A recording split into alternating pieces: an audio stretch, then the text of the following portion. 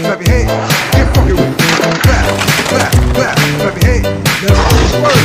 Clap your